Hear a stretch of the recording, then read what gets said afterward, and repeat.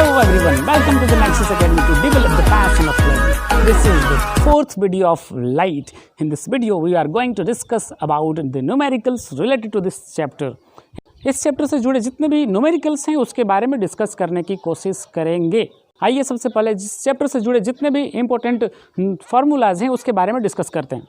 The first is mirror formula, दर्पण सूत्र। यह ऐसा फार्मूला है जो इमेज का डिस्टेंस, ऑब्जेक्ट का डिस्टेंस और फोकल लेंथ के बीच के रिलेशन को इस्टेब्लिश करने का काम करता है। Means it is a formula that is used to establish the relationship between the image distance, the object distance and the focal length.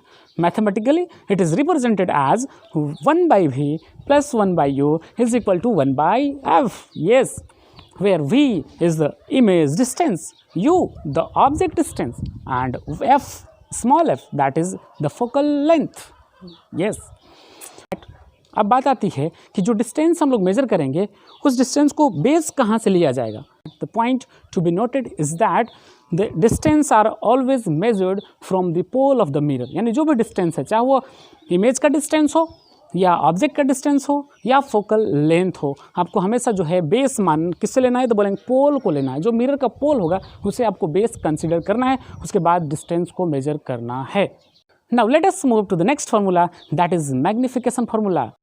Magnification is nothing but it is the ratio of the height of the image with respect to the height of the object. यानी इस formula से हम लोग किसी भी प्रतिबिंब यानी जो इमेज जो बन रहा है उसके बारे में हम लोग जो है कंपेयर करते हैं किससे, ऑब्जेक्ट से। यानी जो इमेज जो बन रहा है क्या ऑब्जेक्ट से छोटा बन रहा है या ऑब्जेक्ट से बड़ा बन रहा है या सेम साइज़ का बन रहा है। इस चीज़ को हम लोग जानने के लिए मैग्निफिकेशन फार्मूला का यूज़ करते हैं। हिंदी में इसे आवर्धन सूत्र बोलते हैं। स्मॉल मैथमेटिकली इसे हम लोग small m is equal to h i, that means height of the image divided by height of the object h o, m is equal to hi by ho, और you can say that h dash by h। लेकिन बात आती है कि कैसे हम लोग समझेंगे कि इमेज जो बन रहा है वह बड़ा बन रहा है, छोटा बन रहा है या सेम साइज का बन रहा है। Then there are three most important point that you have to remember. The point number 1 is that if the value of m is greater than 1, then that means the image is larger than the object। यानी कि जब m का मान जो है 1 से बड़ा आता है तो आपको समझना है कि जो प्रतिबिंब बन रहा है वह ऑब्जेक्ट से बड़ा बन रहा है। पॉइंट नंबर 2, यानी कि अगर m का वैल्यू 1 से छोटा होता है, दैट मीन्स जो इमेज बन रहा है, जो प्रतिबिंब बन रहा है वह वस्तु से छोटा होगा। ठीक है। But if the value of m is equal to 1, then you have to understand that the height of the image is equal to the height of the object। दोनों का साइज सेम होगा। ठीक है। अभी तो हम लोगों ने डिस्कस कर लिया दो इंपॉर्टेंट फार्मूला के बारे में, that is the mirror formula and the magnification formula. लेकिन किस फार्मूला को कब, कहाँ और कैसे यूज करेंगे, कॉनकेव या कॉन्वेक्स में क्या डिफरेंसेस आएगा उसी। तो इस चीज़ को समझने के लिए आइए सबसे पहले हम लोग समझते हैं एक बहुत ही इंपॉर्टेंट फैक्ट के बारे में, that is sine Cartesian system. तो इसको बेहतर तरीके से समझने के लिए एक बार आप विजुअलाइज कीजिए कोऑर्डिनेट ज्योमेट्री के बारे में जो आप अभी तक समझ चुके हैं, पढ़ चुके हैं। तो मैं अपने स्क्रीन को छोटा कर लेता हूं और आपके सामने स्क्रीन पे जो डिस्प्ले किया जाएगा that is the X and Y axis. Okay, इसको बेहतर तरीके से समझने के लिए आपके अटेंशन जो है वह स्क्रीन पे होना चाहिए। There are two lines. The first is horizontal line and the second is vertical line. Horizontal line that is the x-axis and the vertical line that is y-axis. और जो दोनों का जो intersection point है that is called the origin. That is called the origin, the point of intersection.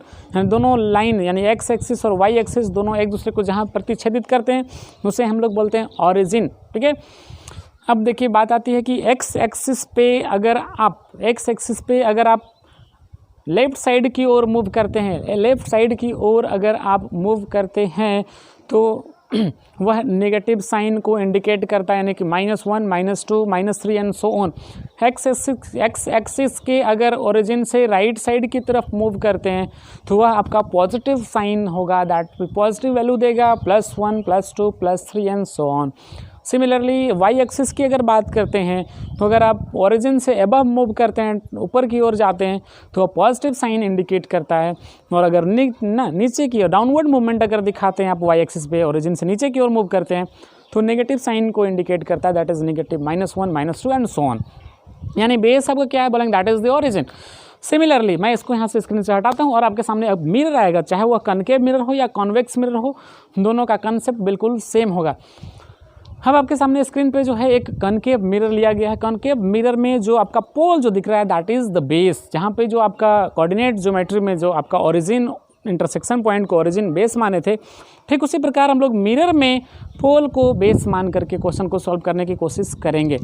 तो सबसे पहला बात आती है कि जब भी हम लोग किसी भी ऑब्जेक्ट को मिरर के सामने रखते हैं, यानी कि लेफ्ट साइड प्लेस करते हैं, ऑब्जेक्ट को कहाँ रखा जाता है बोलेंगे, लेफ्ट साइड में रखा जाता है। तो यानी कि ओरिजिन के लेफ्ट साइड में क्या होता है बोलेंगे, नेगेटिव साइन होता है। दैट मीन्स यू जो होता है, ऑब्जेक्ट का जो दूरी जो होता है यू, उसे हमेशा हम लोग नेगेटिव से इंडिकेट करेंगे, नेगेटिव साइन से दिखाएंगे। यू हमेशा नेगेटिव लिया जाता है, क्यों बोलेंगे, इट इज़ ऑलवेज प्लेस्ड, ठीक है, on the left side of the mirror. Okay, अब बात आती है फोकल लेंथ के बारे में। तो ध्यान से देखिए क्या कि कॉनकेव मिरर होगा तो इसका फोकल लेंथ जो है लेफ्ट साइड होता है, यानी नेगेटिव होगा, है ना। लेकिन अगर कॉन्वेक्स मिरर होगा, कॉन्वेक्स मिरर होगा तो इसका फोकल लेंथ राइट साइड की तरफ फोकल लेंथ होता है, इसलिए आप कॉन्वेक्स मिरर में फोकल लेंथ को पॉजिटिव कंसिडर करेंगे। ठीक है, हम बात आती है इमेज के बारे में। तो इमेज अगर आपका लेफ्ट साइड बना हुआ है, यानी लेफ्ट साइड मतलब होता ही है रियल इमेज, अगर इमेज आपका रियल है, वास्तविक है, तो उस केस में आपका साइन नेगेटिव होगा, क्योंकि वह मिरर के सामने होगा, लेफ्ट साइड में होगा।